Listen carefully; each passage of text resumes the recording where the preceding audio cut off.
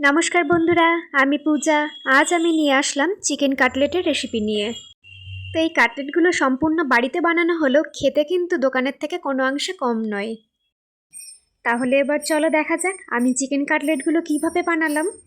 আর তার জন্য ভিডিওটা স্কিপ না করে সম্পূর্ণ ভিডিওটা দেখার অনুরোধ রইল। আমি এখানে একটা বাটিতে 300 গ্রাম মতন চিকেন নিয়েছি। এবার এই চিকেনের টুকরোগুলো আমি একটা মিক্সিং জারে দিয়ে একটা কিমা বানিয়ে নেব। তো দেখো এখানে আমি সব চিকেনের টুকরোগুলো মিক্সিং জারে দিয়ে দিলাম।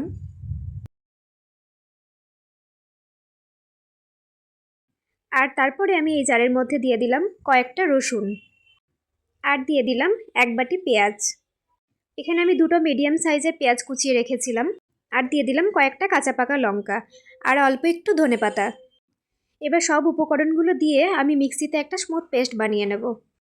আর সব উপকরণগুলো দিয়ে আমি মিক্সিতে 4 থেকে 5 মিনিট মতন পেস্ট করে নিয়েছি। তো তারপরে দেখো আমি এখানে একটা বড় মিক্সিং বোল নিয়ে নিলাম। এবার এই বোলের মধ্যে আমি আস্তে আস্তে কিমাটা ঢেলে দিচ্ছি।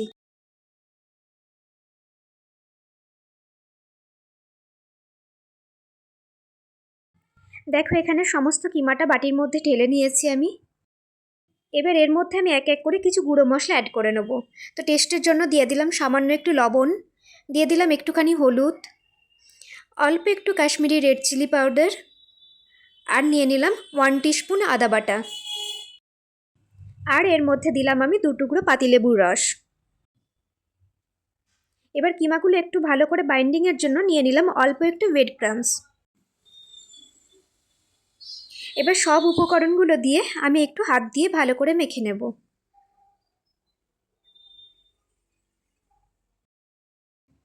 আমার এখানে চিকেন কাটলেটগুলো বানানোর জন্য সমস্ত গুঁড়ো মশলা কিন্তু এখানে অ্যাড করা হয়ে গেছে। আর তারপরে আমি দেখো খুব ভালো করে হাত দিয়ে মেখে নিচ্ছি।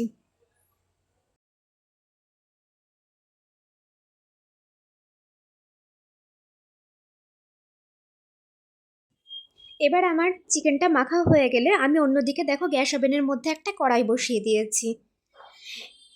এবার গ্যাসটা অন করে আমি কড়াইয়ের মধ্যে দিয়ে দেবো অল্প খানিকটা সর্ষের তেল। সর্ষের তেলটা গরম হয়ে গেলে আমি দিয়ে দিলাম এখানে একটা কুচনো পেঁয়াজ। এখন আমার গ্যাসের ফ্লেমটা হাই রেখে পেঁয়াজটা আমি কিন্তু 30 থেকে 40 সেকেন্ড পর্যন্ত ভেজে নেব।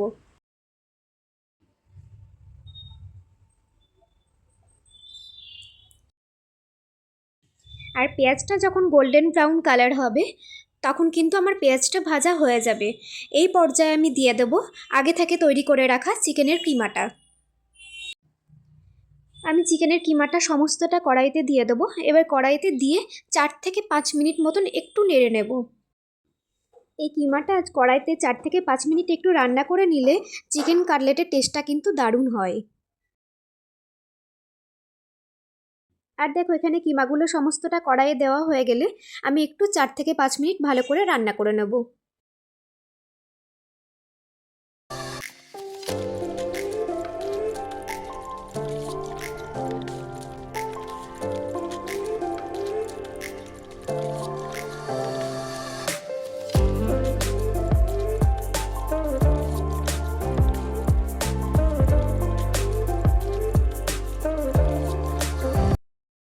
আমার এখানে 5 মিনিট রান্না করা হয়ে গেছে। এবার গ্যাসের ফ্লেমটা অফ করে চিকেন কিমাগুলো অন্য একটা পাত্রে রেখে ঠান্ডা করতে রেখে দিলাম।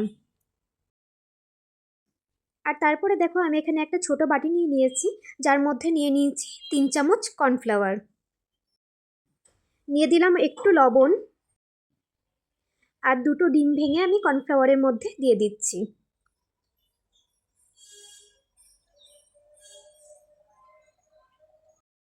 এবার এখানে সমস্ত উপকরণগুলো আমি একটা চামচ দিয়ে খুব ভালো করে মিক্স করে নেব।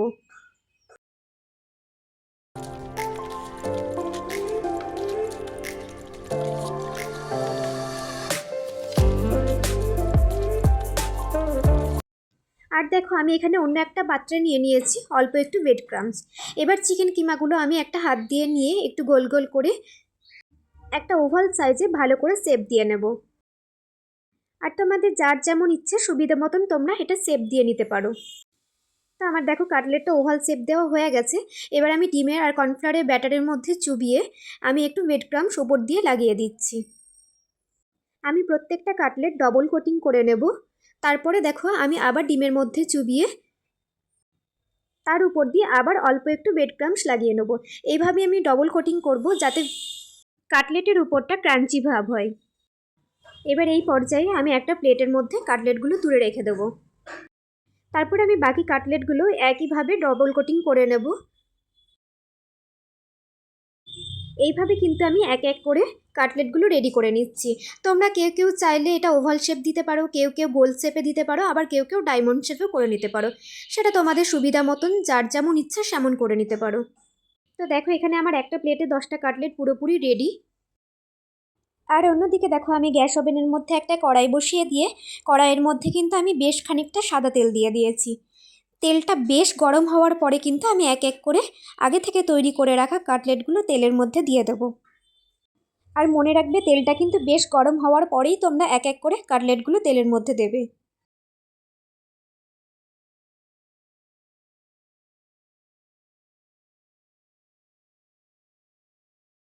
তো দেখো আমি এখানে একবারে কিন্তু 4টে মাত্র কাটলেট দিলাম, অতিরিক্ত দেব না, তাহলে কিন্তু ভেঙে যাওয়ার সম্ভাবনা থাকে।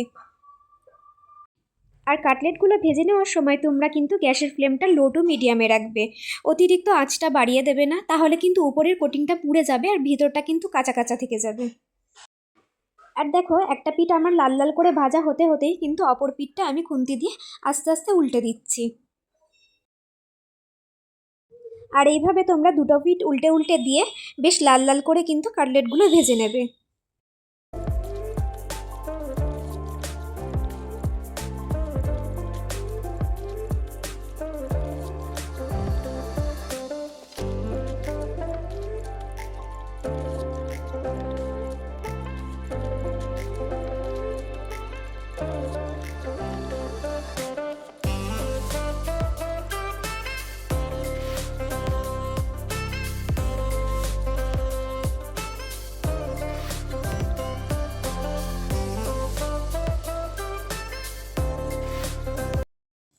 দেখো আমার এই পর্যন্ত কিন্তু কাটলেটগুলো বেশ লাল লাল করে ভাজা হয়ে গেছে।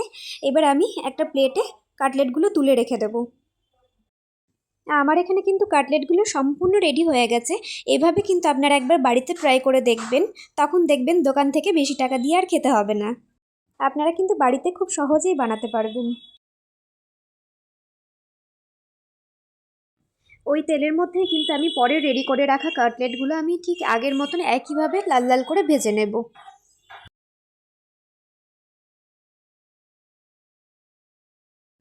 আর দেখো পরের কাটলেটগুলোও কিন্তু আমার একইভাবে লাল লাল করে ভাজা হয়ে গেছে।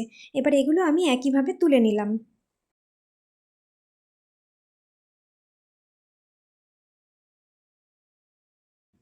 একটু বৃষ্টির ওয়েদারে যদি সন্ধেবেলা এরকম গরম গরম চিকেন কাটলেট পাওয়া হয় তাহলে তো কোনো কথাই নেই।